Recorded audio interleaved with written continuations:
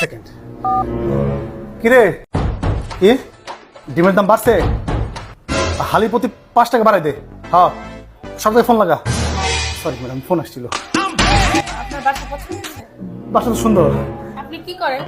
আমার ডিমের আড়ত আছে ম্যাডাম সরি ভাইয়া, আমি না এই ডিম ব্যবসায়ীদের কাছে আমার বাসা ভাড়া। আপা অনেক টাকা কামাই করি আপা যে পরিমাণ সিন্ডিকেটে ডিম বিক্রি করি আপনার এরকম 2-1 বছর পরে এরকম বাসা আমি নিজেই বানাইতে পারবো আপনি নিজে একটা বানায় তারপর থাকেন, আমার বাসার দিকে থাকেন না ভাই, আপনি বিদায় হন। আমার এই বিল্ডিং এ সব হাই সোসাইটি সব ডাক্তার থাকে, আপনি জানতো?